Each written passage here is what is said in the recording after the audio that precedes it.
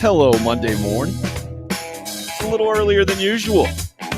Welcome in. Tim Hill, unrestricted free agent. The live stream up a couple hours early this morning, this week. Getting it going for sure. How about that golf this weekend? Never heard in my life of Mito Pereira, but that was fun to watch for sure.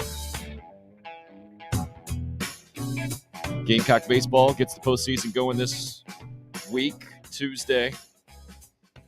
I don't even know what to expect, as always, with Hoover and Carolina baseball coming off of salvaging a game in that Florida series, winning the last one on Saturday. Then we got the Jimbo and Saban situation with Deion Sanders officially weighing in as well. So looking forward to chatting with you this morning, mixing it up with you. At Tim Hill UFA, where you can find me on Twitter, the show. Glad you found the show, however you've come to it. I know some may have come to it a little bit more recently than others. It's a new type of deal, right? Running straight to the internet, YouTube, Twitter, and Facebook, where you can find the video. The audio up, streaming live on Podbean every single day, typically from 10 a.m. to noon.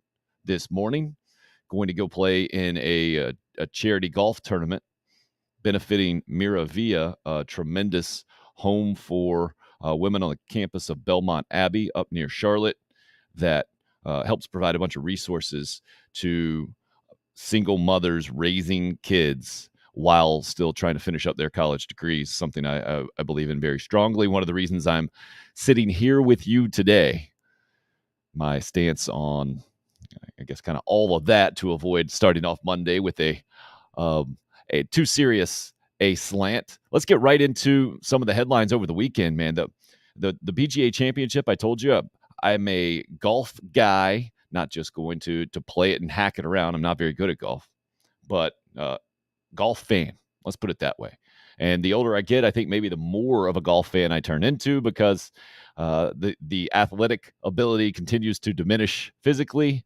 And at least there is golf out there, right? I still go play with my pops, who's in his 70s. We have a great time out there. He can still hit it pretty good. We're about even. Yeah, he probably beats me more than I beat him, actually. Let's be very clear about that. But it's a great game that way, right? You can play it your entire life. It's a little tricky with me being a dad of 9, 7, and 2-year-old boys about how much I want them to play golf early on growing up, because they're playing everything else. And that's kind of how I grew up, right? I played a little bit of golf. My dad, my grandfather were definitely into it. And it was always way down the list of priorities, though. The team sports definitely ruled in the whole thing. But to watch golf now is a much different environment than it was when I was growing up in the 80s, let's say. Now, I got the tail end of the Jack Nicklaus era, right? The great 1986 Masters, where he's 44 years old, 46. I forget what it is exactly. I think it was 46. And kind of reclaims some of his greatness to win his 18th major. That's how I kind of came to golf, right? Greg Norman was the number one guy for I feel like the longest stretch of growing up. He made things interesting. A character. I think I always was confused between Greg Norman and Crocodile Dundee. Thought they were kind of like the same guy growing up. And then to have him at this other tour, and the Live Tour, and the Phil Mickelson mess, and all of that played into this PGA Championship, where ironies of ironies, I forget who, I think it was a national writer, might have been actually the same guy who put out originally, who was doing this unauthorized biography of Phil Mickelson, and put out the tweet the comment about Saudi Arabian money behind the deal and everything. They got Mickelson in such big trouble. I think he tweeted out yesterday, how ironic that Bones McKay, his longtime caddy, ends up winning the PGA Championship the year after Phil Mickelson did at Kiowa, and Phil wasn't even there to see it. Justin Thomas, the winner in a playoff. If you didn't catch it, you definitely missed some drama. Now, I'm not going to tell you it was the greatest golf tournament of all time, but it was certainly worth watching. First of all, you had Rory jumping out to the lead early on. Big time name, I'm in. Then you get kind of the opposite of this guy. I think most of us had never heard of, originally from Chile, I guess, a PGA Tour rookie at 27. So a bunch of international experience, but not on the PGA Tour, in Mito, which I've never heard of as a first name, Mito Pereira. And he was just a machine, man. Saturday, I think it was a birdie on number 18 to extend his lead going into Sunday to several shots. It just looked like he wasn't going to falter. And he was there pretty much all Sunday. And man, good morning to you, Craig, by the way, on the YouTube live stream. 18 drama, a last few hole drama, right? Let's rewind a little bit. And something that I think all major championships, all really big-time golf courses, all big-time golf tournaments should have, is what this golf course out in Rolling Hills in Tulsa had, which, seeing the long sleeves and the pants was crazy on Saturday, especially with how hot it was around here. And I put the tweet out, like, I'll take the Carolina Heat over that mess anytime. Good morning, you too, Chris, on the YouTube live stream. Glad you guys are a part. Adam's already in on the baseball stuff. All right, Adam, we'll get to your baseball complaints in a minute about the Gamecocks. Let me continue my really long-winded PGA Tour or PGA Championship rant here real quick. So crazy to see. Made me appreciate the Carolina weather, having lived out in West Texas, and the wind and the whole thing. Man, the wind's not for me. And the cold in May, late May now it is. It's crazy. But elements, I love that there were some elements. It was almost like a British Open, battling some cold weather, some wind, some tough conditions. And we saw Tiger make the cut, which he should be applauded for. We should add that to kind of his legend for sure, doing it in just a second tournament off the major accident, and clearly physical limitations, but so much so. And 79 on Saturday had him so far out of contention that he didn't even play on Sunday. Just to give you an example of the conditions that were there this weekend. But then you got Pereira, top of the leaderboard, playing with young Will Zalatoris, bunch of Wake Forest guys. They're up towards the top of the leaderboard going in on Sunday, and very few wins. So many guys in contention up there. Cameron Young, Matthew Fitzpatrick, 0 tour wins. Pereira, 0 tour wins. And then you had Justin Thomas and Rory McIlroy way down the list, right? 7 shots back is where Justin Thomas started on Sunday, was 8 back at one point. But 14 tour wins, had already won the PGA 5 years ago. Rory, a good day on Sunday as well, but not, I think he ended up 68, somewhere in there. Just not quite good enough to ever get back in serious contention. But with his 20 career wins, the other guy on the first page of the leaderboard at the end, who actually had won before. But to see guys in position to win a major championship, change their lives, and that's where Pereira was. And then to see how it turns out. You saw Justin Thomas playing a group ahead of the final group. Number 17, this was my point earlier. All major golf tournaments should have, in the last few holes, a par 4 that is drivable, which for pros these days means anything under 350, kind of. But I think they were right at 305 or something. This thing was playing maybe 320, number 17 at Rolling Hills. And Justin Thomas hits a tremendous tee shot on 17, drives the green, ends up 2-putting for birdie, I believe, to get that much closer, right? He ends up missing a relatively makeable birdie putt on 18, where he hits a tremendous drive that a lot of guys chose 3-wood on number 18 because there is some water in play down on the right. The fairway can make your tee shot bounce towards the right and funnel right towards the water. Some guys like Will Zalatoris, who was in that final group, didn't mess with that or didn't want to put that in play and take a 3-wood and play it a little more safe. Justin Thomas he was a shot back going into 18, knew he needed a birdie might be necessary for a playoff. So he goes with the driver, good approach, 10-foot, 10-inch putt, I think what it was, and he just misses it. So he finishes 5 under. Pereira comes to the 18th. 1-shot lead. Needs the par to win it, right? But it's a long hole. He goes driver off the tee, and as soon as he made contact, that thing was going right in the water. He said he never thought about the water on the tee, the whole thing. All he had to do is go left center in the fairway, which for these guys at this level, typically, no problem. And if they're going to miss, they know they miss to the left and stay out of the trouble and the whole thing, except when you never won a major championship, when you know you have to do it, things turn up a little bit.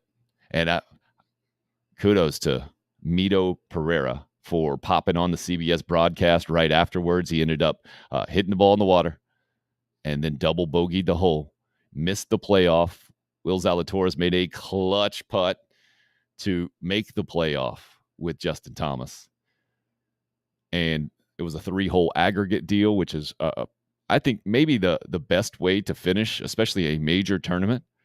Because the last thing you want to see is watch 72 holes of golf, and then you see one bad shot on one playoff hole cost a guy the entire thing, right? He hit, how many? Do the math. 260-some shots to get there, and then it's one bad shot, and then you don't get any kind of chance. So I like the 3-hole aggregate. The 18-hole deal that the U.S. Open does, a little overkill, right? Guys, we played 72 holes. We don't have to play 18 more to figure this out. And then a lot of sudden death playoffs, you get multiple holes anyway because they'll tie the first one and move on and move on and on. That's dramatic. But for the major championship, I'm in on the 3-hole aggregate, especially the way they did it. They started on a par 5 13th, I think. And then that short par 4 17th, and then played 18. I love that because they're birdie opportunities, and Thomas birdies the first 2 and ends up going on for the win, his second five-year anniversary, I guess, of the first major championship. Those are his 2 now, and pretty fantastic golf. It gave me, in a lot of ways, everything I was looking for.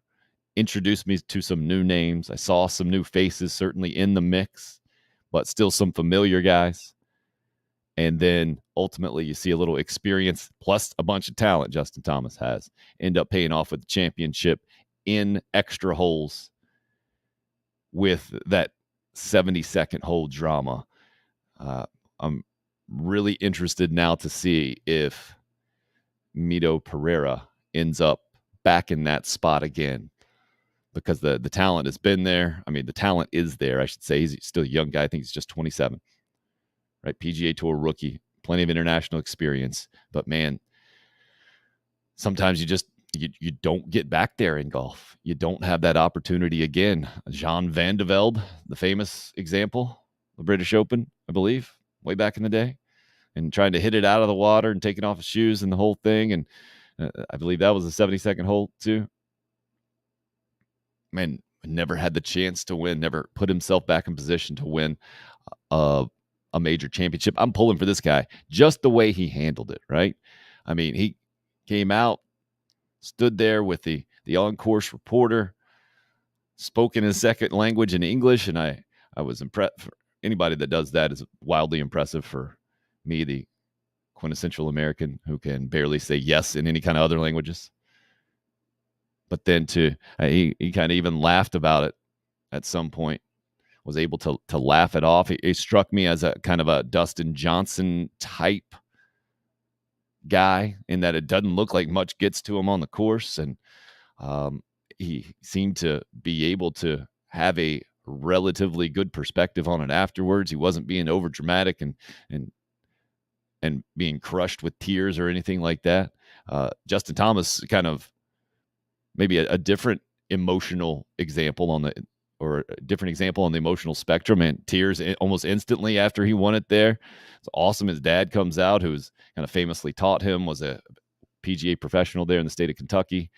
His fiance is right out on the course as well, and clearly it meant a bunch to him. And I'm not trying to criticize how people process things emotionally. I'm just saying that Pereira struck me kind of like Dustin Johnson, who, I mean, the success is undeniable. The way that he has approached golf and doesn't really let a lot get to him, and still can be, he had the famous miss at that U.S. Open, the famous 3-putt back in the day out in the state of Washington, and he's on afterwards saying, "Yeah, well, really, it's just golf," and he's got his little son there, I think, with him that day.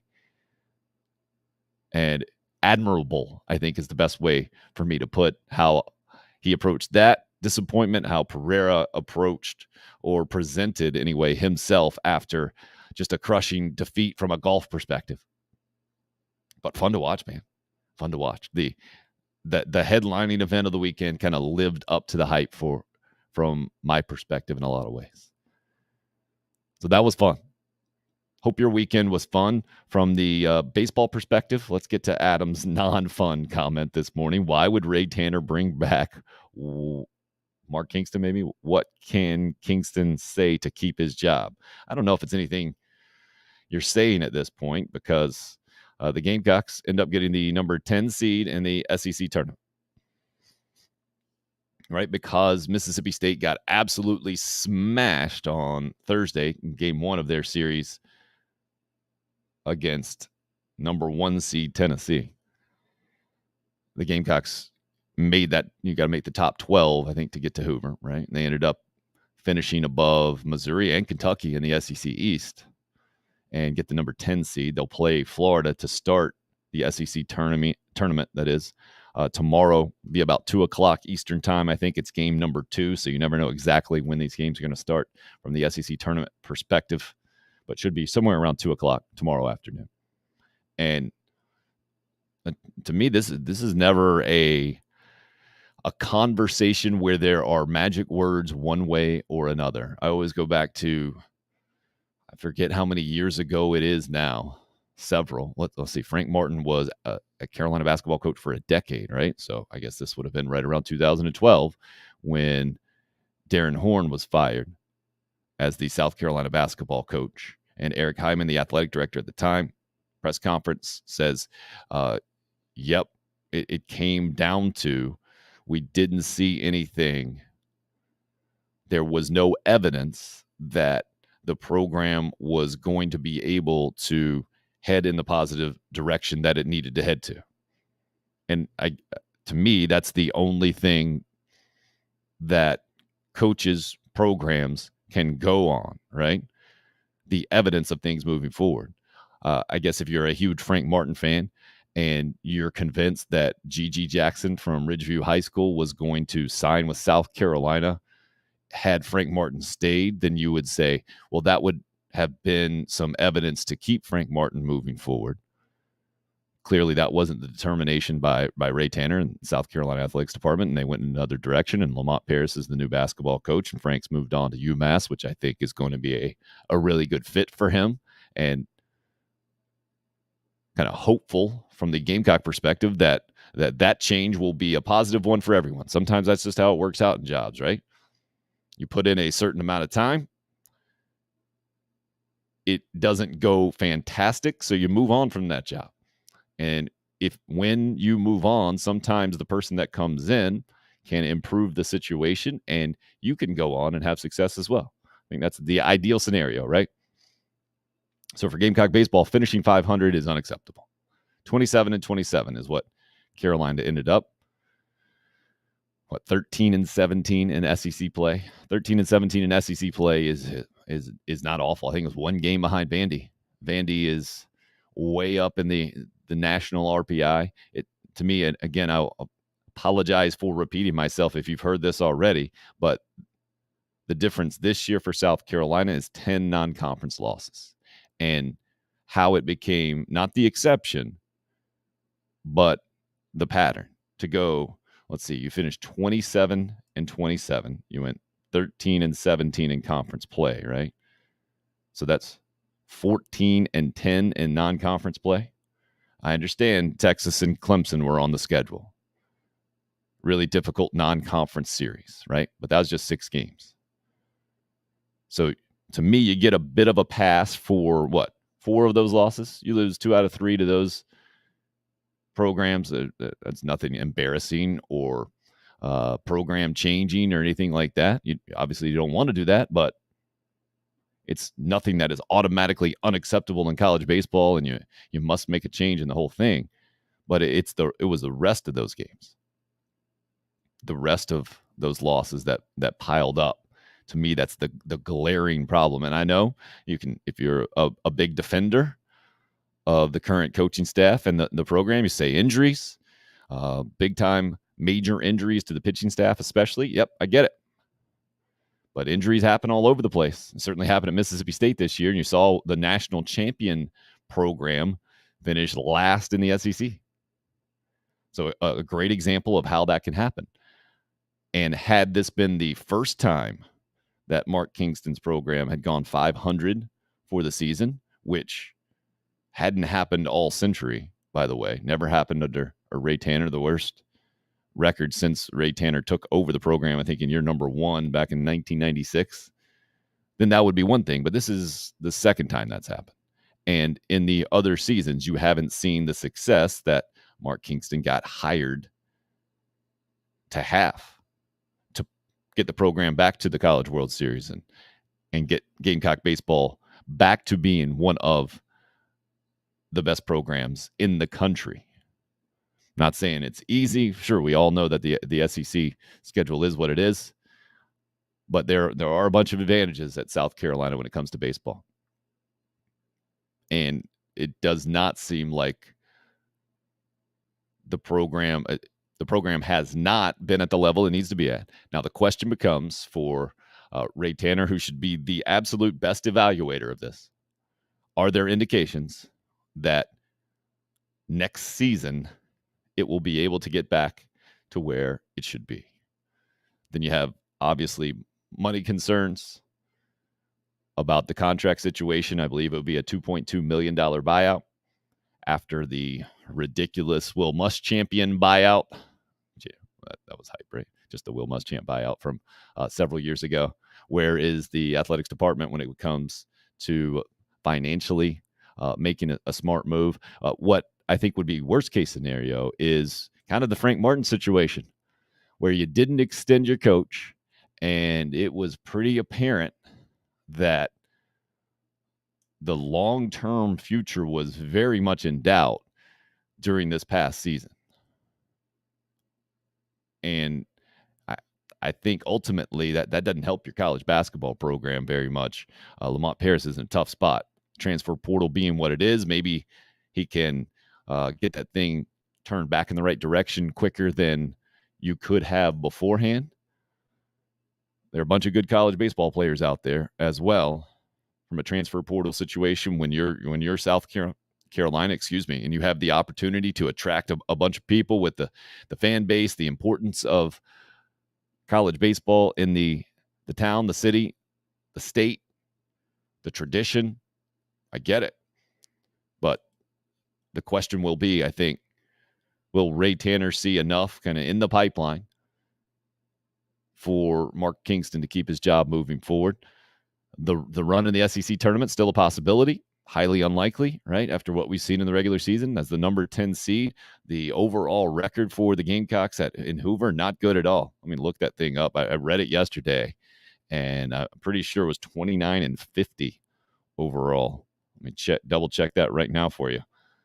It was just one of those. It was, 29-50. Won it back in 2004. Been to 25 straight SEC tournaments, qualified. But again, qualifying for a tournament, not what this program is all about. Finishing 500 overall, it was unfathomable to me from the Gamecock baseball perspective. I don't even know how long ago. Even the Chad Holbrook era, right? That never happened in the Chad Holbrook era. It happened in year number 2 in Mark Kingston, and now happened again this year. From my perspective, that makes it a really difficult case for Mark Kingston moving forward. But again, Ray Tanner will evaluate all that, and he knows a lot more about baseball than me and the whole thing. So that's where I see the Gamecock baseball program. From the college football perspective, you guys see the latest chapter of Jimbo versus Nick Saban. Not sure exactly when Deion Sanders came out. I think it was after we did our show here on Friday. But the Jimbo versus Nick Saban thing, college football off-season gold. I think we all agree there. And again, my large perspective is Nick Saban, I don't think said anything that a bunch of people, if not have said publicly, certainly believe about the Texas A&M recruiting class with name, image, and likeness involved. And they're cooperative there. And they just so happened to get the number one recruiting class in the country and had not been able to come anywhere close to that before name, image, and likeness was involved. And so, hey, man, I'm not the smartest guy in the world, but I think we all connect those dots to a certain degree. And then Jimbo comes out and just rips into Nick Saban.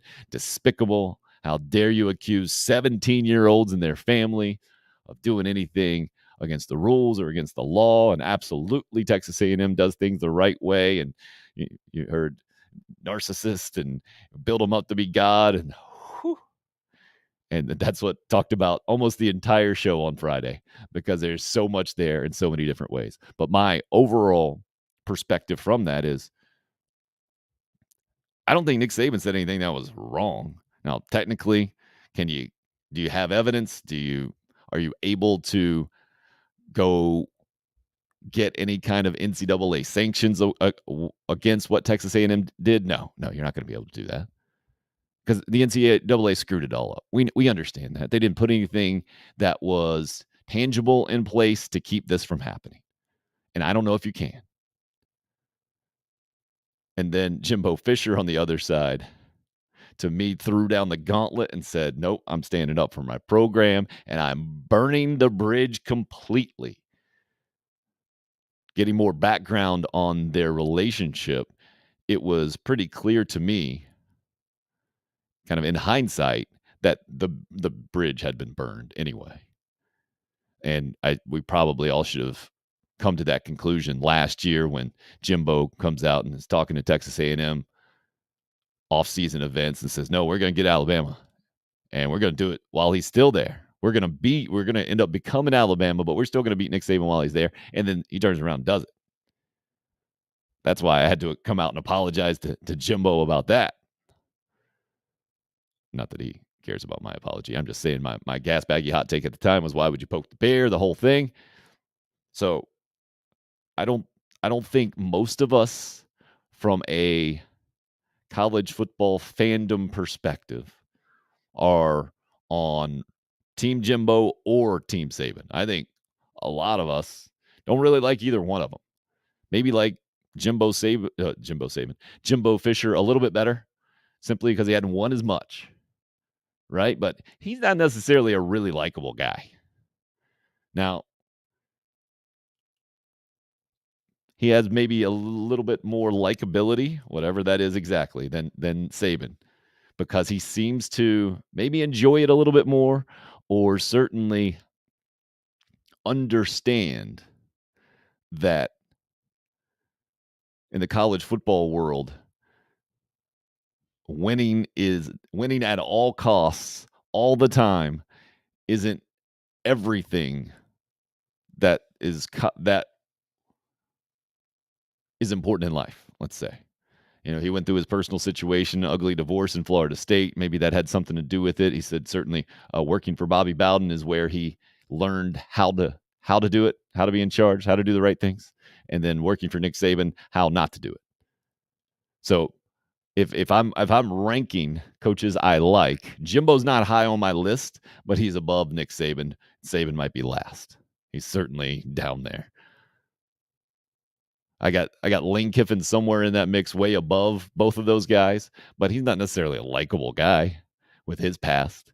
He's just he's entertaining, good for the sport. I think Jimbo and Saban are obviously good for the sport. Jimbo is more entertaining. Saban maybe is entertaining just on the how terribly is he going to treat his assistant coaches. Troy says, if I had to choose, I'm on Saban's side. Well, Troy, do you mean that who you believe the most in this situation about the Texas A&M recruiting class? Because I'm totally with you on that. I absolutely think Texas A&M used all of its resources, let's say, to get that recruiting class. But that's where we are in college sports, right? That's what it's going to be. And I understand pay for play is not supposed to technically happen, but in the real world, how do you keep it from happening? I don't think there's a way. And I think this is where the free market just has to come into play, because you can't have people investigating specific deals to where offers will be put out there and they just will not be available from a name, image, likeness standpoint if you don't go to that school. That's very simple, right? Your name, image, and likeness will be drastically different if you go play for Jackson State than if you go play at Alabama. I understand you're going to be the same person, but your image is not going to be the same at all. And that's where we get the latest chapter of this with Deion Sanders. Because Saban mentioned Jackson State paying $1 million for a big-time recruit, a guy who'd been committed to Florida State, ironically enough, with the Jimbo Fisher connection there, and Deion Sanders having played there. But it was a defensive back and Travis Hunter, and he ends up going to Jackson State to be developed, Deion says, so he can get his hands on him, because he's not, of course he's going to come out and say this, Deion Sanders I'm talking about, the player is not, the player and his family, they're not like that. And what does that mean, by the way? They're not like that. They don't want money. They don't want to improve their financial situation. They don't want to take advantage of the biggest opportunity of their lives, or they're not willing to compromise, I guess.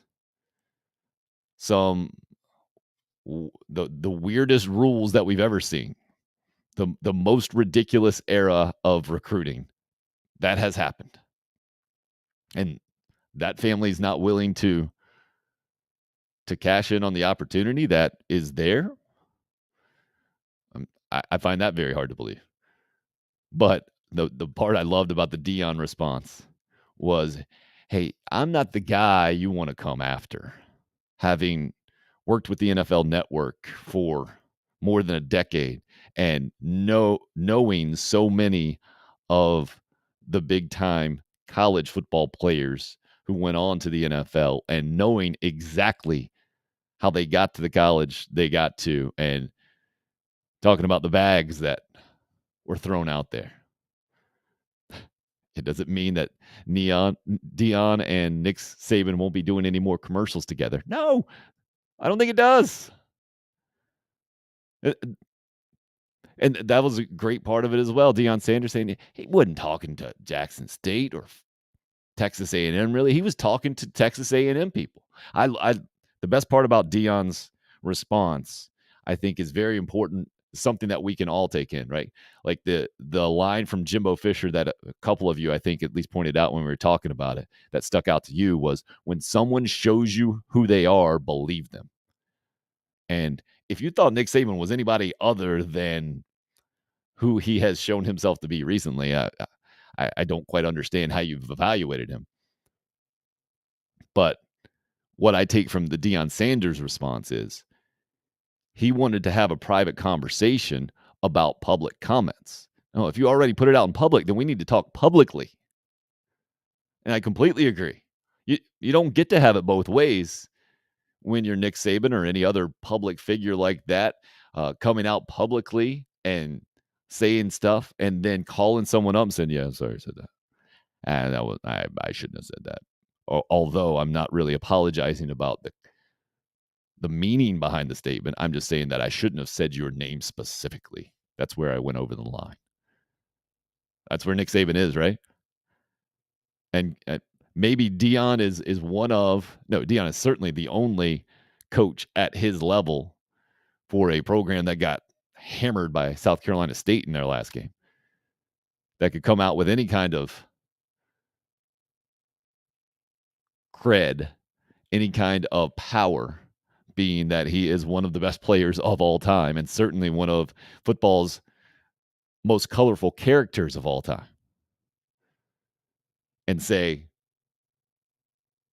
well, he's not mad at me. He wasn't talking to me, but I'm not going to talk privately about something that he said publicly. I think I've never heard that said, but I completely agree with it. You're going to come out publicly and say something, man, that private apology doesn't get it. And a public statement doesn't get it to say, I kind of messed up and I shouldn't have said the exact couple of schools that I said or situations I said. But other than that, I'm not apologizing. Leaves us in a great spot for college football, I think. And again, this entire situation is evidence from my perspective about how this name, image, and likeness situation is not the rich are automatically going to get richer. Because Texas A&M did have the number one recruiting class in the country. When's the last time Texas A&M won anything? And Steve Spurrier, you guys see that?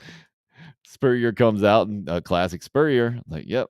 I guess Jimbo could talk a little bit because he beat Nick Saban last year, but he hadn't won any championships or anything there. So he can't talk too much. Classic. He's right. He's absolutely right. As he usually is in these situations. Texas A&M hasn't won any championships. They're not a championship program. That is what they brought Jimbo Fisher to turn it into. He is using every single resource to try to do that. Still lost 4 games last year, even though they beat Alabama. So on the surface, it looked like Texas A&M was poised to challenge last year, having run through its schedule the year before.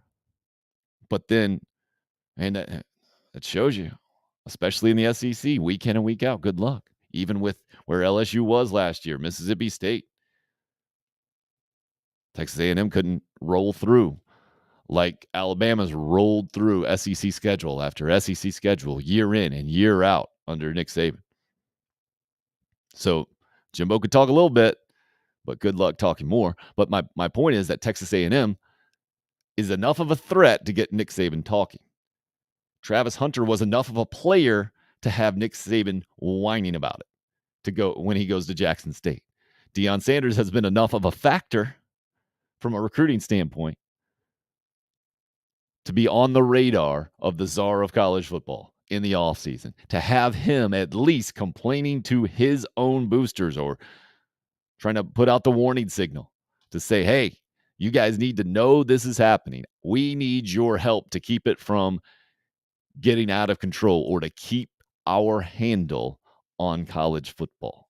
And that's, to me, why this narrative just doesn't make any sense. It's another example, I guess I should say.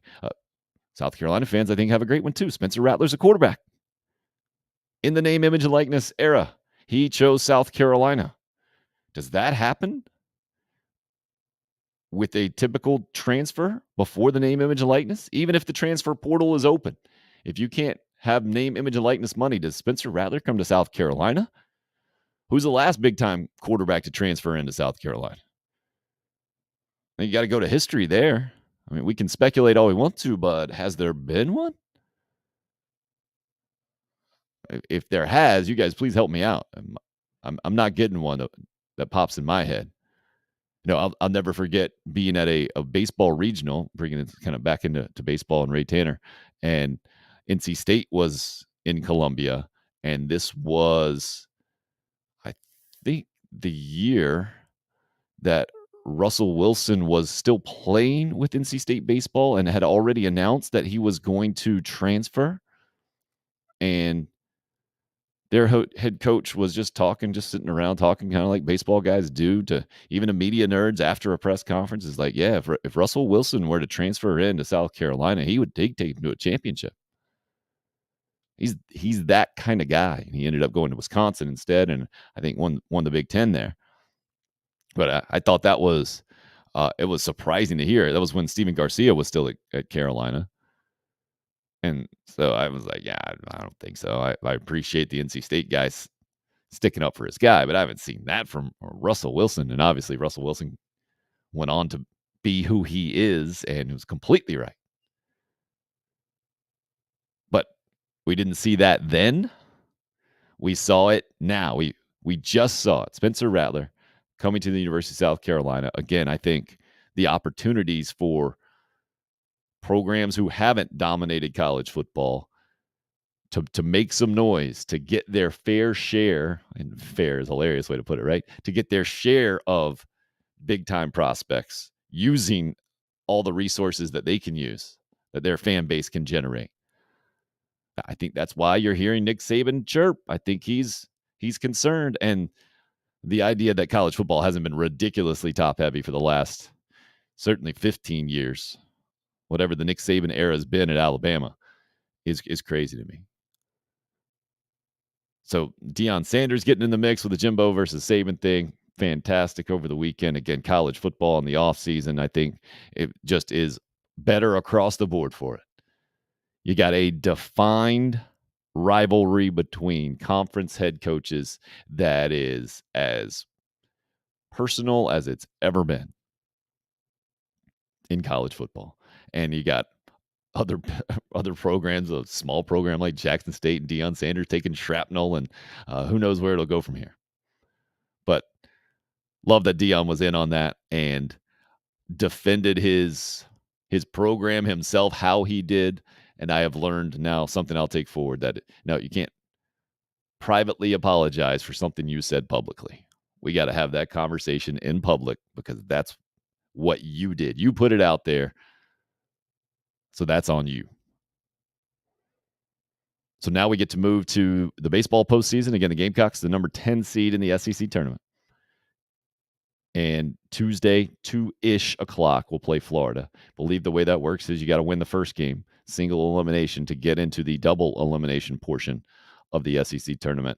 And South Carolina's got to win the whole thing to go to the NCAA tournament. I think it's that simple, because of the overall record being at 27-27, which is it's difficult for Gamecock fans to look at. I think this past weekend kind of defined the season again. Florida rolls through the first couple of games, but Carolina does not roll over. They don't just tuck the tail between the legs. They do salvage a game.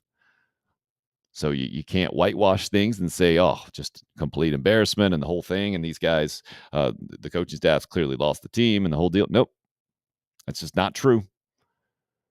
But also, you can't say that the Gamecock baseball program is anywhere close to where it has become accustomed. It deserves to be. I think a lot of Carolina fans would fairly say. I think we're going to see a lot of old school coaches, Troy says, like Jay Wright, retire in the next 5 to 10 years.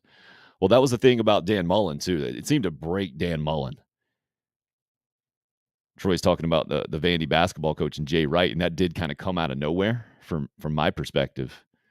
But having read up a little bit more about that situation, I guess he was kind of that guy. You know, there are those guys. Ray Tanner was that guy. Eddie Fogler was that guy. Those guys publicly and to some degree privately would say, no, I'm not gonna do this into my 60s.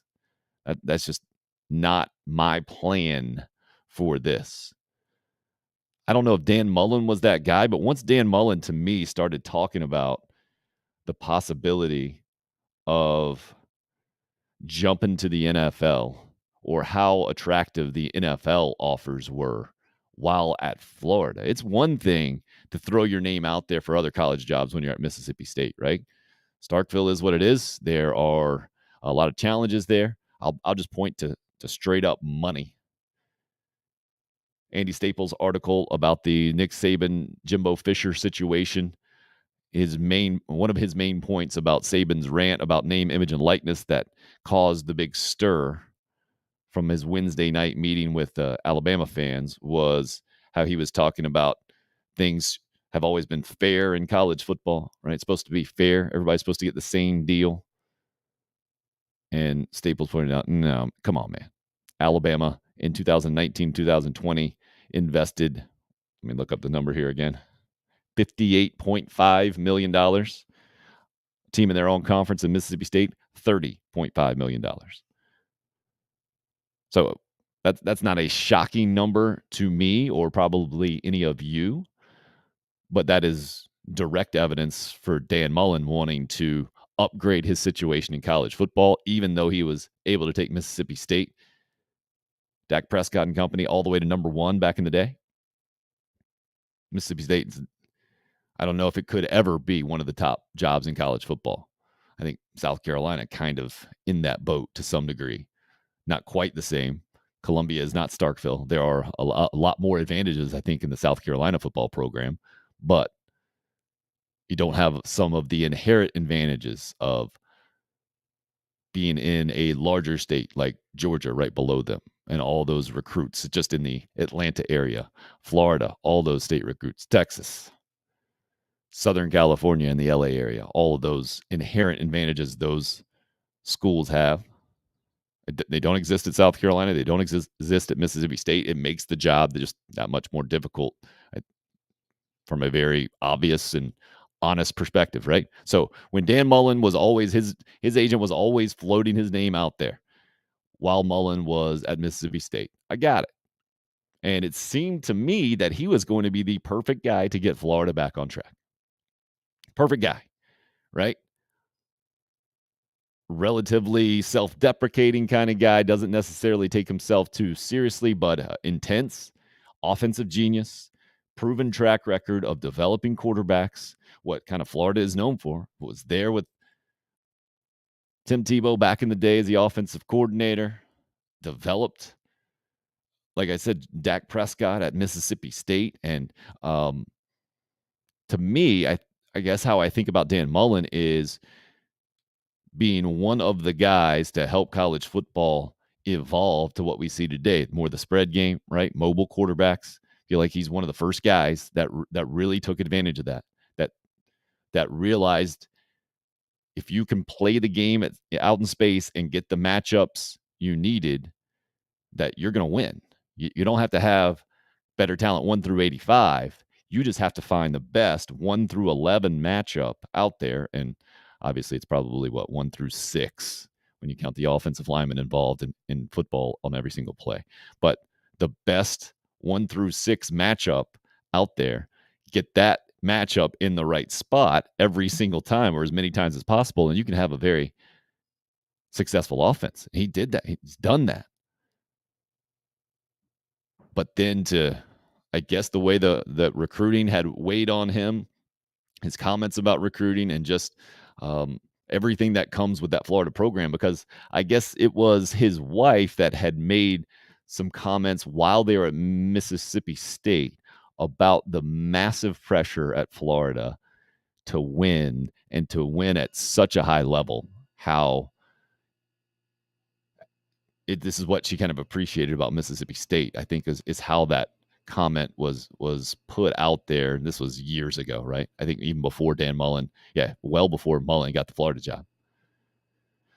But he's a great example of where we are in college football right now, that you have to deal with more than any other college head coach has had to deal with from the recruiting perspective, the day in, day out, and now the complications of the name, image, and likeness option for players, right? What that means. Now, you can't have direct knowledge or direct contact with those who are offering money, right? But we all understand. Nick Saban put this out in that Wednesday night, last Wednesday, part of his name, image, and likeness monologue, explanation to the Alabama fan base that he was talking to about how, each school has a collective.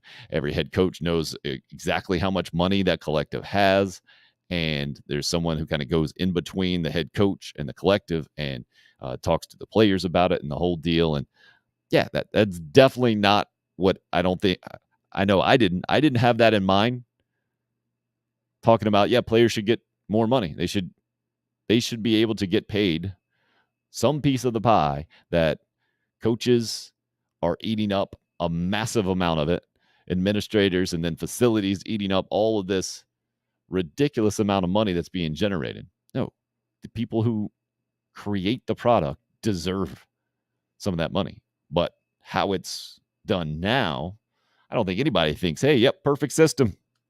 Great. This is working out well for everyone. Oh, it's messy, man. But anybody who wants to just completely scrap it and say, they should have never done this to begin with, the old Dabo Swinney philosophy that absolutely it's going to ruin the game and the whole thing, well, then you're just ridiculously naive, or I think you're trying to sell me some beachfront property in Arizona. I don't get that perspective either.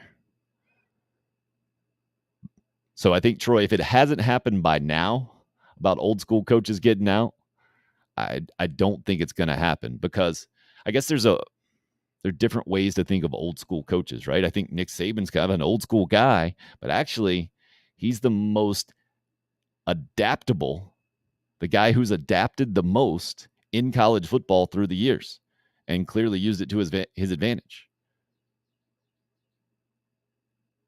I think Dan Mullen was more of an old school guy when it came to maybe his limits in recruiting. I think Steve Spurrier was kind of that guy too. I mean, he adapted. Don't get me wrong. And we talked to Savell Newton about how the ball coach gave him credit for opening his eyes to a mobile quarterback and everything that could add to a college offense. And I don't think Savell is overly appreciative of that nod, and Connor Shaw taking it to the next level and the whole thing. But Steve Spurrier never really adapted to the 21st version of college football recruiting before name, image, and likeness. Well before, right? This is 6-7 years ago now, where I guess you can argue the Gamecocks did have a really, really good recruiting class on paper, committed all the way up to number 2 in the country at one point back in 2013, 14. And then the comment comes out, I think it was 2014, that he's only going to coach 2 or 3 more years. And that recruiting class falls apart. But he was still of the mindset that, no, you don't need an army of extra coaches or extra recruiting staff. While Clemson at the time was absolutely hiring more people and dominating to some degree the new way to recruit college football players, to do it with a massively strong social media presence that now you've seen kind of every single program copy and take advantage of and build on. And certainly Gamecock football right there in line with just how you have to do it, or one of the ways you can do it now. I think most coaches would tell you, you got to do it to compete. That's just how it's being done now. But then you throw in that name, image, likeness wrinkle, and yeah, I get where Troy's coming from. Some old school guys, but I think, Troy, all those old school guys understand, if they're a major college athletics, basketball or football, how unclean the game has been of recruiting forever. And so now maybe they're not willing to be part of the light that's going to be shed on that, the curtain that's going to be pulled away to a certain degree, and how we'll know more about exactly what kind of money and where it's coming from. Because there are no old school guys out there at that level who have done it the complete right way. I don't think we can believe that. I don't believe it. If you guys do, good for you. You're more maybe optimistic or believing in people's word more than me, less skeptical, let's say. And good morning to Trey, just joining us on the YouTube live stream. But when I think old school, I think of guys who aren't willing to change as much, or who just have specific lines they're not going to cross. I think the question is, how many lines have they already crossed? I think my point is, I think a lot of those guys have already crossed so many lines that adding a different type of money factor in here, those guys are just going to make the adjustment, or they're going to put it in another piece of the recruiting puzzle that they claim not to have any knowledge of, is, I think, the best way to put it. Working through that. Troy, Troy, nice thought, by the way. Appreciate you weighing in on that YouTube live stream. Since Trey's just joining us, or just telling us he's joining us, maybe a good time to reset and recap what I thought was a fantastic weekend of PGA Championship golf. And anytime you get so much coverage that we got over the weekend, and I was a little disappointed in the little that I watched of the Manning cast is what they were calling it, the Joe Buck and Michael Collins. I like both of those guys a bunch, right? Michael Collins is the caddy on ESPN, and he's really good buddies with my buddy Matt Berry, and they even did a podcast for a while, Matty and the Caddy, and I really like what he offers us, trying to get. He obviously has a bunch of golf expertise, being a former PGA Tour caddy, but also has been a stand-up comedian and has a bunch of personality and tries to make the game of golf, I think, more human, more entertaining to a lot of us that don't know these guys' personalities and aren't there from behind the scenes or any kind of unofficial capacity. So I like him. Joe Buck, always been a huge fan. Great play-by-play guy. To me, does the best job of anyone of setting up drama and then staying out of the way. Not about him. I understand he's not the most popular guy or gets his fair share of criticism, and yeah, his dad did it, and he might have had a lot easier path than some, but man, good at his job. But the few minutes that I caught of the Manning cast, where they were basically trying to be like Peyton and Eli on Monday Night Football, where you got the broadcast going on, but you're bringing on guests, you're having a separate conversation, you're kind of, the golf is on, it's there, but it's a bit of a background noise to a certain degree of what you're trying to do, and just be entertaining and have a fun golf show. Well, it's those two guys and their chemistry that are massively important. Like, it's really interesting to me, had ESPN tried this thing, they tried a bunch on Monday Night Football, and a lot of it didn't work. I mean, Booger McFarland sitting and broadcasting from up on the cart on the sideline. That's what really sticks out in my head, is the weirdest failed experiment. And Dennis Miller, I know that was ABC back in the day, bringing him on and trying to have a different type of voice. And I think by and large, most of us football fans are like, nah, no thanks. Trying too hard. Stop it. Don't need it. Didn't ask for it. Stop screwing up what I like about watching football, which is the football. But Monday Night Football had become such a lower tier game. And then add in the fact that you had Peyton and Eli, two personalities unlike we'd ever seen before. Well, let me go back. So I guess we've seen those types of personalities, but just the relationship they have with each other, all the accomplishments they have, their willingness to poke fun at each other, basically be brothers on national TV, and then all the massive information they have as very successful quarterbacks at such a high level for so long. And basically, they're the first family of football, right? No doubt about it. And Anthony and Jason, good morning to you guys as well. Thanks for joining us a little early this morning.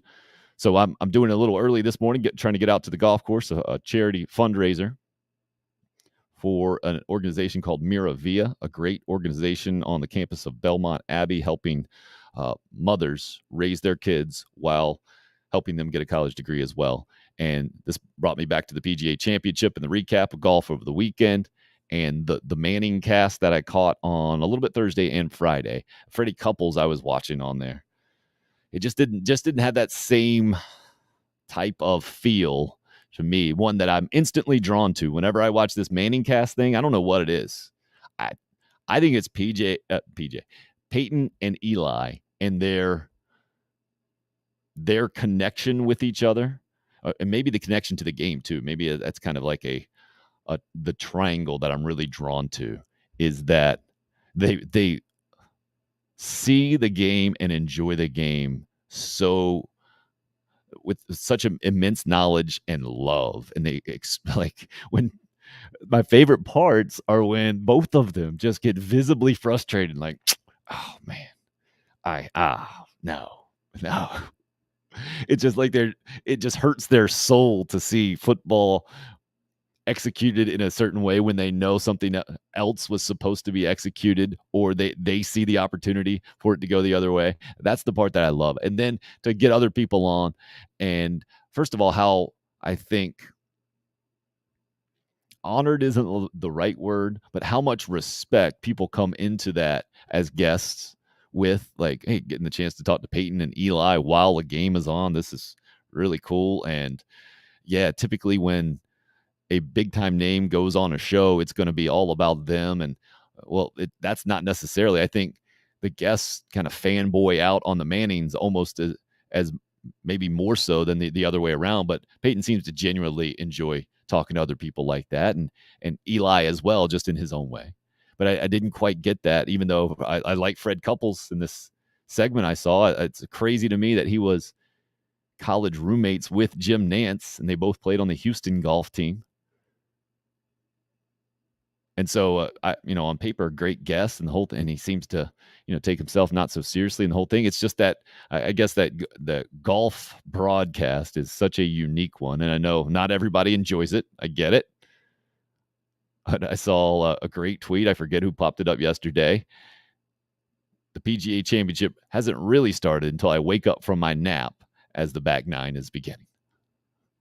It's just the pace of the broadcast or whatever, I think is just so much different. Or maybe it was just that it was the first time it was happening. I don't know.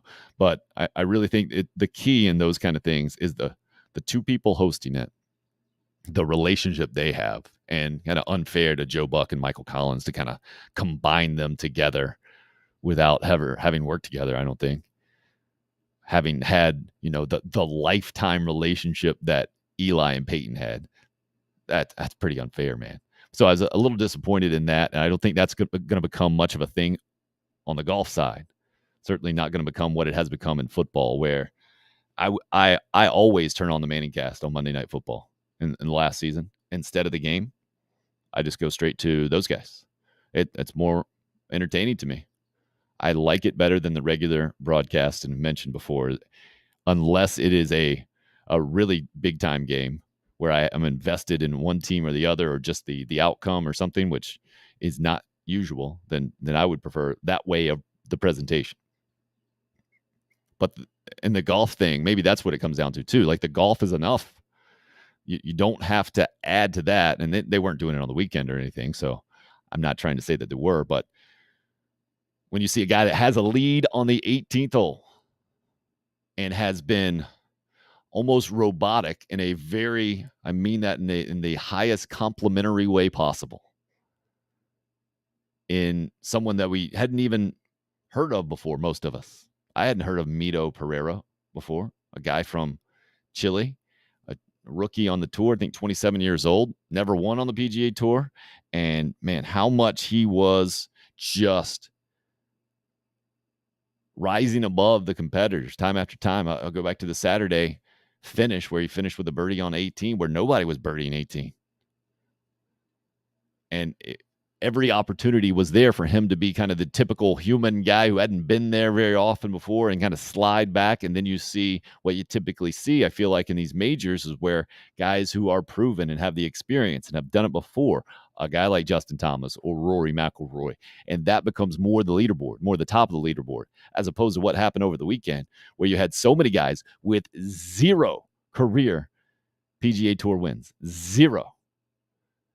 Matthew Fitzpatrick, Cameron Young, Mito Pereira, Will Zalatoris. All these guys were at the top.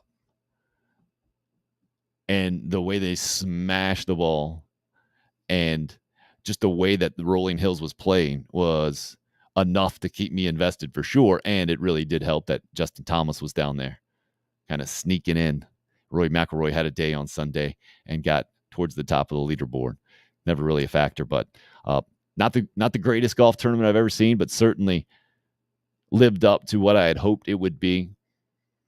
The fact that Tiger Woods did make the cut and then couldn't finish it out on Sunday, or chose not to, I guess, adds another wrinkle of drama. The Phil Mickelson no-show a year after winning it at 50 years old, and then to see his old caddy, Bones McKay, on the bag for Justin Thomas, and Bones being such a a colorful character in golf, and knowing that his separation from Phil did have, I don't know how much, but certainly had something to do with the way that Mickelson handled money, specifically with his caddy, and then I think specifically outside of that as well. Man, you can't make this stuff up.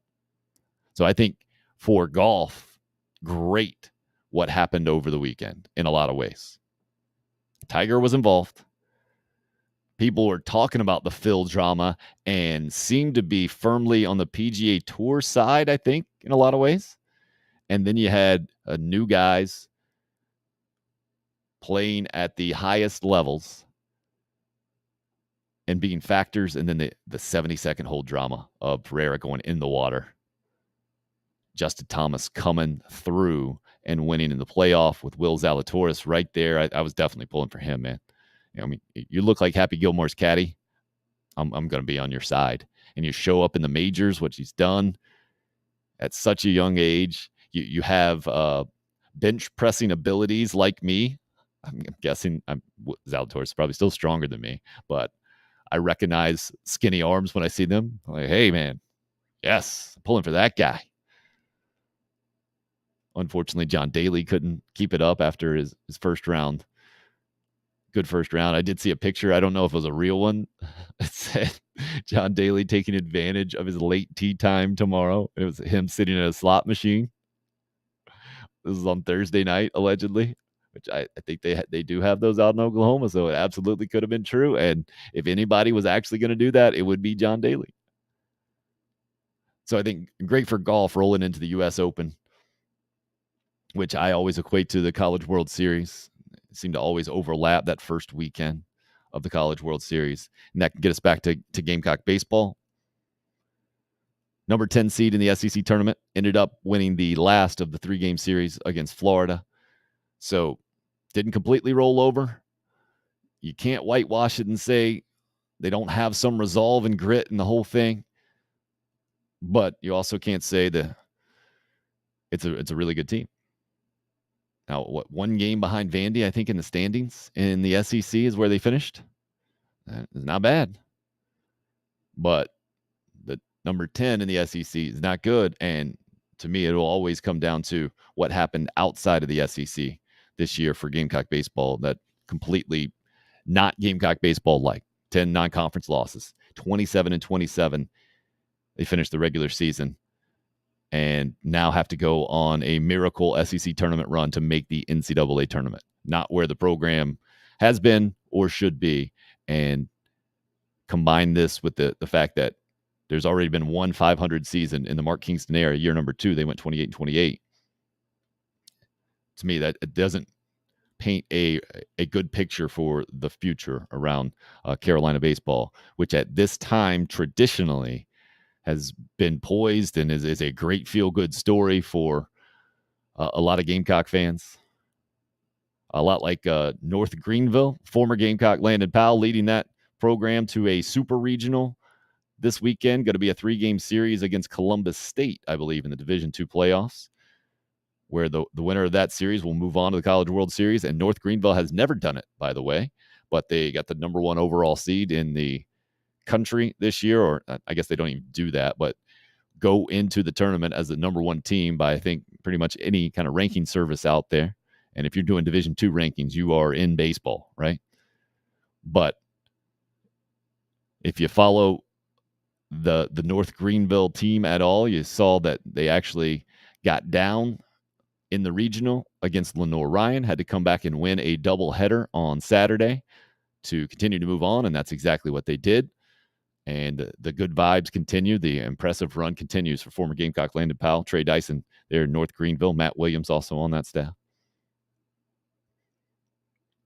So interesting time of year for postseason baseball. Clemson with a good weekend against Boston College as well. I think really shored up their postseason resume despite having struggled in ACC play for a while.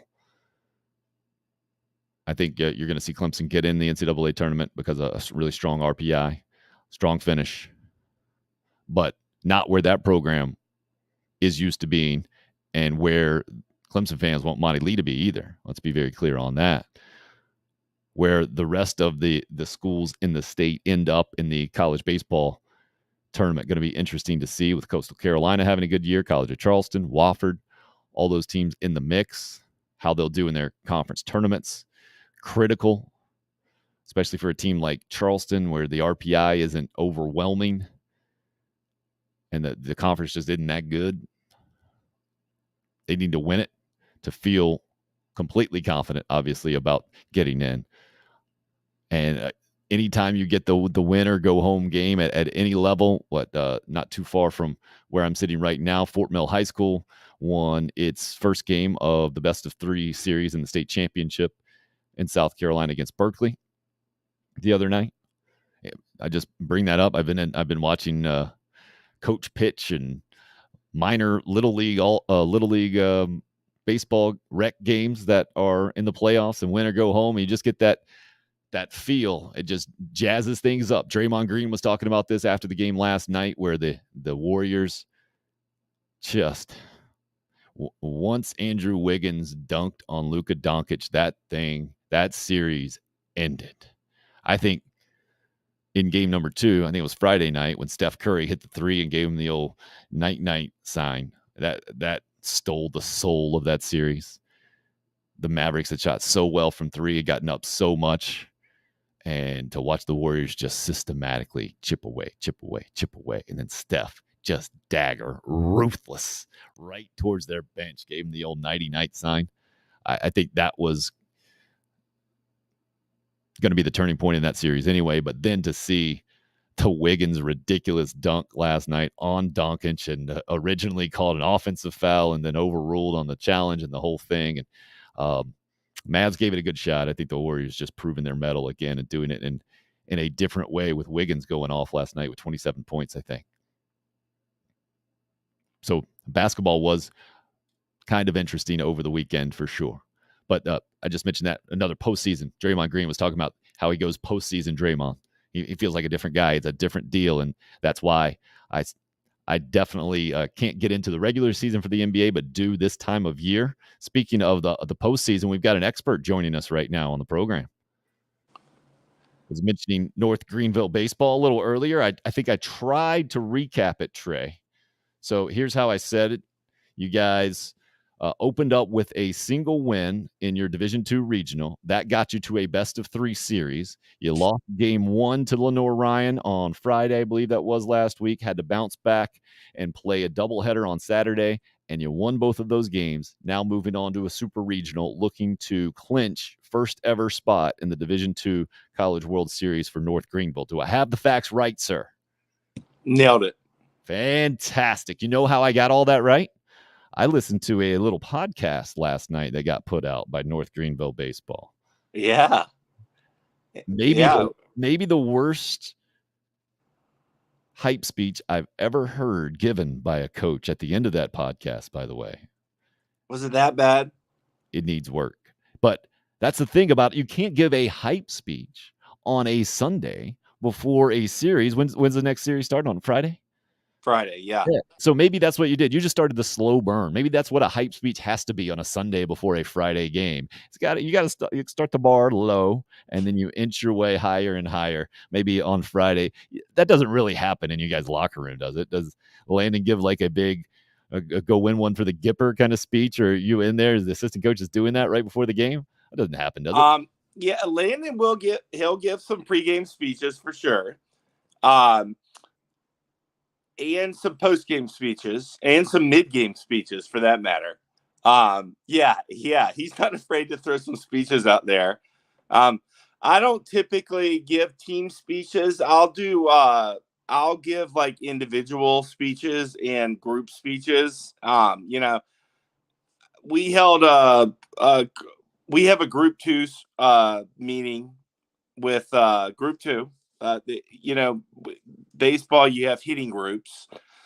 Group 2 hitting group and myself have been pretty close this year. And, we had a speech before the final game there on Saturday where I ended up walking out of that speech without a shoe on my right foot before before the game. So I was walking around with one shoe and one sock, and one of the guys from Group 2 ended up throwing the shoe away somewhere, and I still don't have it. And we can't really go into what exactly happened there, but it happened, and I still don't have that shoe. Hey, promise So us this: you guys go to the College World Series for the first time in school history ever. We get the details about what happened to the shoe. Is that fair? we'll have to bring on the player who disposed of the shoe. Okay. Yes, that would be fine. Anyway, so it ended up working. Jax Cash, actually former South Carolina transfer, hooked me up with, I guess, some Air Force Ones, and all the guys said that they liked it. They liked that look on me. So hopefully those shoes will be available to me this week. But no, it was a great regional, very competitive regional. We put ourselves behind the 8 ball in 3 of the 4 games, like losing early and had to come back. But we've kind of been doing that the whole second half of the season. So it was. I should have mentioned that. What was it? 4-0. The UNC Pembroke in game number 1, and was that single elimination? Is that how they did it?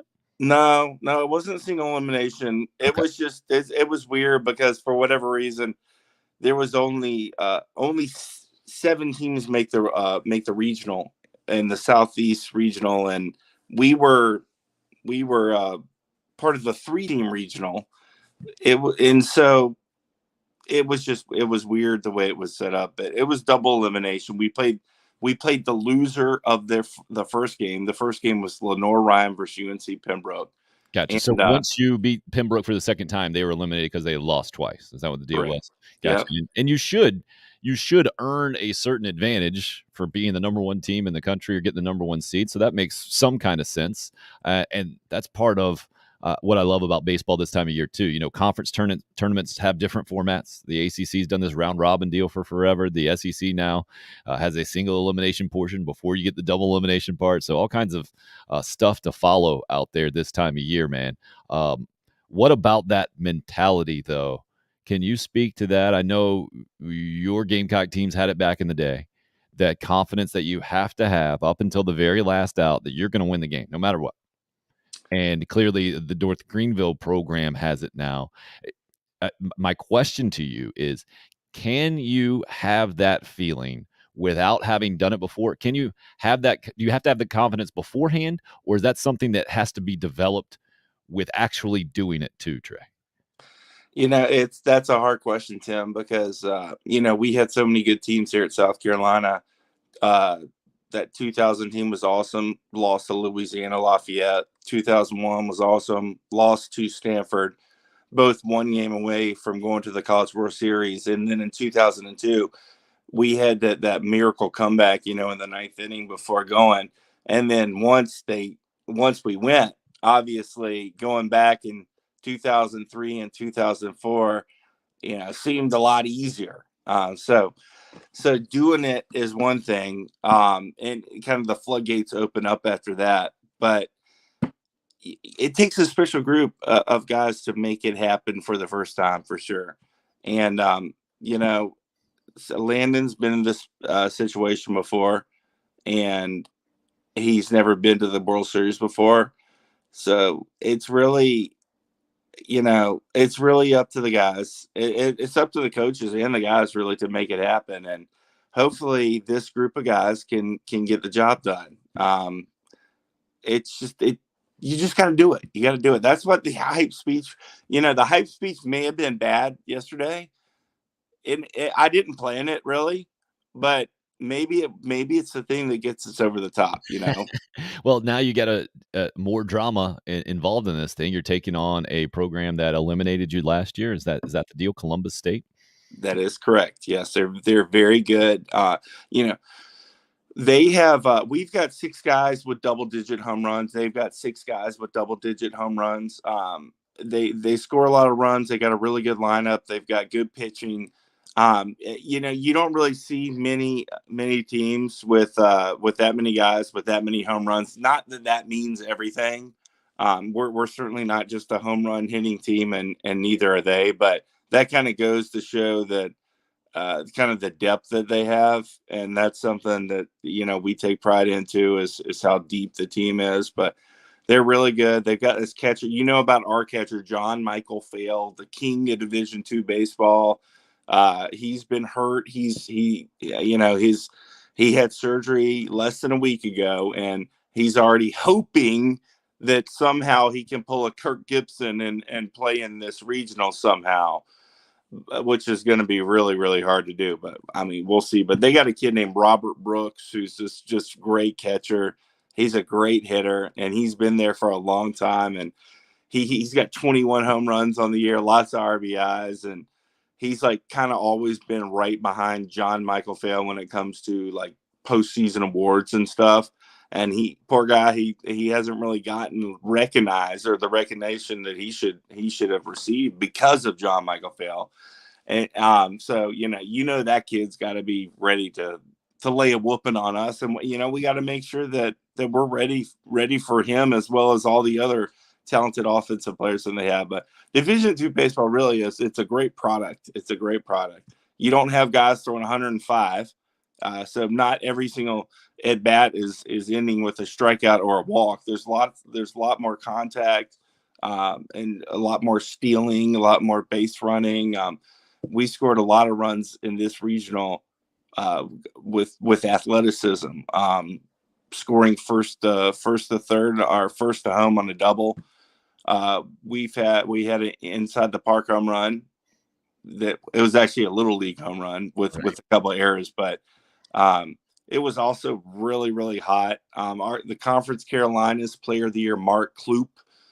This guy's like 6'4", 230 pounds. He hit a triple. He was scoring from first on doubles. He was smoking the ball. He's got like 30 stolen bases on the year. He's just a really fun athlete to watch play. He was a transfer from North Carolina State. It's a really good product, and it's been a lot of fun. Huntsville, Alabama, I think. No, Montgomery, Alabama is where the Division II College World Series used to be. I know it's not there this year, but I went to both the D2 College World Series and the regular College World Series in the same year back in 2003. Just a note there. So I can back that up, man. D2 College World Series, the guys are playing at a very high level. A lot of times you're right. It's just maybe 4 to 5 miles per hour difference from a starting pitcher or a relief pitcher, right? Maybe it's 4 to 5 pounds. That might be a difference in a power hitter, or maybe just a tick or two off of a time, a 60 time or something for a center fielder difference than Division I baseball. That fair? I would say maybe Tim, but not even is what you're saying. I would say it might be a little bit more even with certain teams nowadays, with the exception of maybe the pitching. Like we've got 2 guys that have hit 94 on the radar gun this year. I don't know like how many South Carolina has, but maybe total velocity as a whole might be obviously better. But I would put our team up honestly against South Carolina or Clemson personally. Like right now, we're very competitive. We've got some great athletes. I'd say athletically, we're more athletic. At least our lineup is. But yeah, you're right. I mean, pitching depth and stuff overall from team to team, D1 is got more depth, or maybe more stuff. But it doesn't always come down to stuff. Like one of our kids who pitched it just unbelievable in the regional, Noah Takis. He's not throwing 95, but he's carving with some Johnny Cueto type rhythm. Nice. Cutters, curveballs, fastballs. He's so much fun to watch, and it really is a good product for sure. Why can't the Gamecocks win at the SEC tournament? I think we talked about this many times. Why hasn't that happened through the years? Well, I used to like to blame the fact that we didn't care because we were playing in a regional. That was my excuse. I made it to one championship game, I think in 2002. I could never hit there. I mean, the field was so long. It was so big. And, You know, it was so sunny all the time, so hot. Too sunny. Too sunny. Too sunny. Never got to play night games there. Felt like you're always waking up at 9 o'clock. Who wants to play a baseball game at 9 o'clock in the morning? Yeah, I can't do that. Well, it's kind of the environment that it was for you guys in so many years for Gamecock baseball that, hey, this was kind of a fun little pre-trip, right? It was a trip, and you win, great. You don't, it doesn't really hurt you. Is that kind of the attitude, right? Correct. I mean, there was so much emphasis placed on the regular season, and that regular season conference championship. I was fortunate to be on two of those in 2000 and in 2002 regular season SEC champs. Funny thing, yeah. We've been doing a little podcast at NGU Baseball. That's on. You could check it out at NGU Baseball on Twitter and Instagram. Same thing, but yesterday we did this Instagram live type thing where we're not sophisticated enough to do what you've got going on, Tim. So we ran it on Instagram live, and you could see we've got some hardware up there, like a Conference Carolinas regular season championship trophy and then a conference tournament trophy, because we won both. And the regular season trophy is really small compared to the conference tournament championship trophy. And well, I just, the thought just hit my mind, you know, like in the SEC, it was completely different. Like you wanted to win the regular season. You didn't really care that much about the conference tournament. And so I don't know. I mean, I know Landon won a SEC conference tournament. 04. But only time that's happened. 29-50 is the record for the Gamecocks at the SEC tournament, which is just mind-blowing when it comes to baseball numbers that they've put up through the years. It's been unexplainable, and now the task is they got to go win the thing to get in the NCAA tournament, which is another kind of unfathomable reality for Gamecock baseball through the years. Did you get to catch any golf yesterday in the PGA Championship? You into that at all? I am into golf, but man, I was so exhausted from the baseball. No, who ended up winning? So Justin Thomas came back, won it in a playoff against there was a guy that I think very few of us had ever heard of on 18 with a one-shot lead. Mito Pereira was his name, from Chile, and he ends up hitting the ball in the water just right off the fairway, double bogeyed the hole. So doesn't even get in the playoff. It was Will Zalatoris, which I assume has to be the official golfer of North Greenville baseball, right? Looking like Happy Gilmore's caddy. Yeah, I'm a huge Zalatoris fan, obviously because of that. I saw that he was doing really well on day one. I kind of lost track of it once our regional started, but you're all in that way though. Zalatoris hit a putt on the 72nd hole from, I don't know, 10-12 feet or so, just snuck it in, might not have been that long, to make the playoff. And then it was a 3-hole aggregate playoff there that Thomas birdied the first couple holes and took it home pretty easily. But it was pretty dramatic, not bad. Even with Tiger around and the whole thing, I think golf is better off for it. Hey, how about your thoughts? I'm wondering this. You have to love this, being who you are. Jimbo Fisher calling out Nick Saban the other day, doing it publicly, throwing in the terms narcissist, and you build him up to be God, and you better check out how he did the whole deal and the despicable and the whole thing. What do you think about those two going after each other? That's good. I mean, I'm all about authenticity and I wish there was more stuff where people could actually speak their minds, kind of speak the truth about it. Obviously, I'm assuming, is Jimbo Fisher coming across looking bad? Depends how you look at it, right? He came across certainly looking maybe a bit petty, certainly Right. aggressive, but he's saying, Right. that Texas A&M is doing everything right. How dare you criticize or accuse 17-year-olds and their families of doing things wrong? And we all know there was a bunch of money involved with the name, image, and likeness stuff in this last recruiting class. There absolutely was. But Yeah. good. I don't think anybody's blaming them, but to come out and be kind of self-righteous about it, maybe he's looking bad there. But calling out Nick Saban, I think going after Nick Saban, I think a lot of people on the Jimbo side of things in that way. Yeah, I don't know. I mean, I like the fact that we're calling out people. I mean, you got to hold people accountable. Is Jimbo was calling Nick Saban a narcissist? Yes. Yeah, I And like that. when he doesn't get his way, then he comes out and starts criticizing other people. It was, man, hilarious. But so, uh, how like Nick Saban is Landon Powell dealing with his assistant coaches? Because that's what Jimbo was also saying too about how he treats his assistant coaches terribly since Jimbo used to work for Saban and the whole thing. So if you do something that your head coach doesn't enjoy, how does it get expressed to you, being a former uh, teammate, especially? that's a great question. Um, hey, maybe Nick Saban and Landon Powell are more alike than we thought. Great Hey, answer. I mean, the guy's a winner, right? Wait, how similar is Landon Powell to expressing those things to players as Ray Tanner was back in the day? Maybe that's the better question to ask. I would guess pretty similar.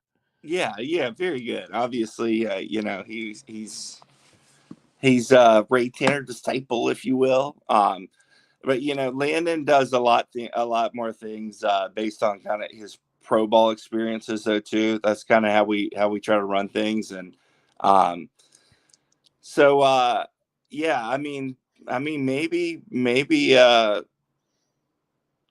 I don't know. I need to follow that story a little bit more closely. But Landon likes getting what he wants for sure, and he's a winner, and he likes winning, and he does things to help the team win for sure. And if an assistant coach is standing in his way, he's going to knock him out of the way. That's a great way to put it. A great way to put it. I think as all good head coaches have ever done from the beginning of time to a large degree.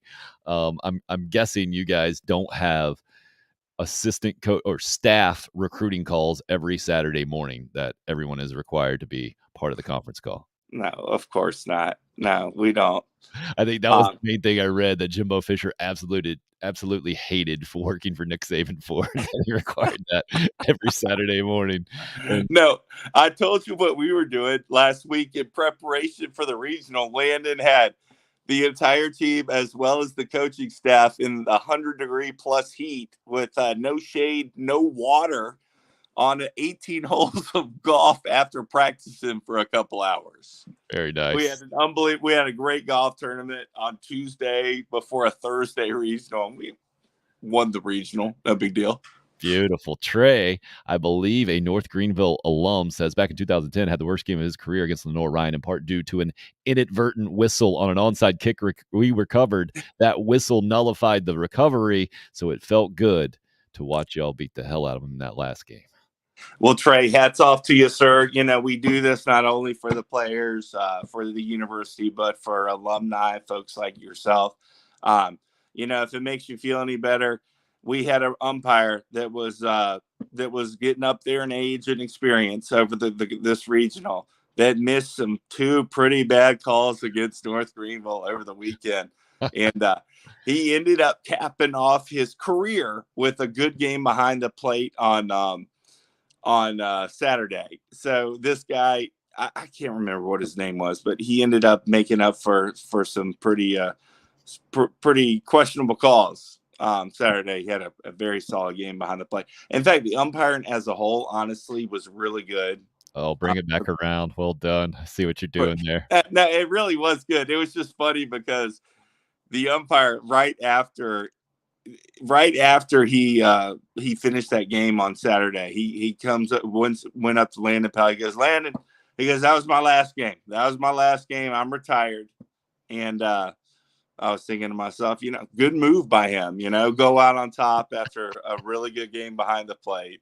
The John Elway of Division II baseball umpiring. Good for him. Absolutely. I don't know what we're going to call you. Let's see, the Trey Dyson, maybe the John Kruk of Division II hitting coaches. What do you think? You good with that? Yeah, actually, John Crook had. Are you familiar with what drip is? What the kids call drip?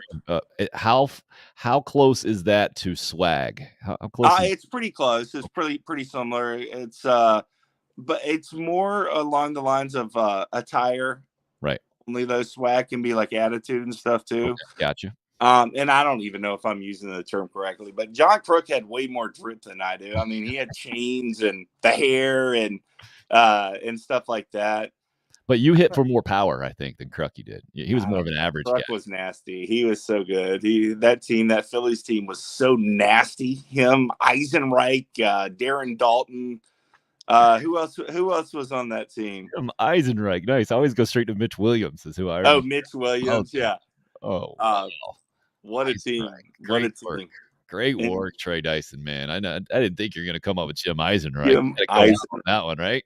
Well done, sir. Appreciate all the info. Congratulations. Definitely keep us abreast of all the developments that go on. And good luck to North Greenville University baseball team looking for their first ever D2 College World Series spot. Thank you, sir. If we make it, well, certainly make sure that I'm telling you that Ethan Stringer, the kid who made the appearance on the podcast, his season has turned around thanks to the unrestricted free agent. I'm not going to forget, where I came from. And I hope that yourself, as well as the UFAs as a whole, will support us this upcoming regional. We start on Friday. At 3 or 4 o'clock is game time. So I hope we have y'all support, and we're gonna try to do our best. We'll try to get Ethan Stringer's towel or replica towels with the UFA logo on them. We'll get that swag going, get it up on the website, the whole thing. Anthony has confirmed drip is considered with clothing. Correct, Trey? Well done. I mean, just going out on an all-time high. Well done, sir. And Trey, look at this knowledge. Nearly 3/4 of the world covered by water. The other 25% covered by Josh Center. Josh Center, our center fielder, is just unbelievable. You got to come watch the boys play this Friday in North Greenville. There you go. Good stuff. Right, good stuff. He is the player's advocate. Well done, sir. Thanks for joining the program. As always, we'll talk to Trey again soon. Thank you for joining us a little extra early this morning. If you did it on the live stream, obviously you don't have to do that. This is the 21st century. You get it whenever you want to. You listen to it for however long you want to, or watch it. How about that option, right? The Podbean is where you can listen to it live every single day, typically from 10 a.m. to noon. And then you can watch live or on the replay. Their Twitter, Facebook, and YouTube. Please subscribe to the YouTube page if you have not already. Please tell all your friends. We're going to help grow this thing as much as possible. And just having on Trey there reminds me why I'm doing the show, right? More people should be able to speak their mind. Absolutely. He comes out, tells us the real deal about umpiring is not disrespectful at all, or the whole thing. That's what we want to hear in sports, right? We want to hear it unrestricted. That's what I want to hear anyway, and not just in sports these days, but in life. And that's where we can go as well. Again, I'm heading off to a fundraising golf tournament today for an organization called Miravia that helps single moms raise their kids while getting a college education. One of the reasons I'm here today, because that is a very Catholic organization on the campus of Belmont Abbey, very much against abortion, as am I. And one of the reasons why I chose not to get the COVID-19 vaccine and unfortunately was fired, and am dealing with that situation on the legal front moving forward, and really appreciate you supporting this show so I can also have a professional capacity back in the sports broadcasting, and looking forward to getting back with you tomorrow, bringing on more guests, and you being a part of the show as much as possible on the live stream when you can go back and forth. Love that. And then when you guys comment afterwards and spread the word on social media, much appreciated. Really appreciate you being here today. That's the Monday edition of Tim Hill, Unrestricted Free Agent.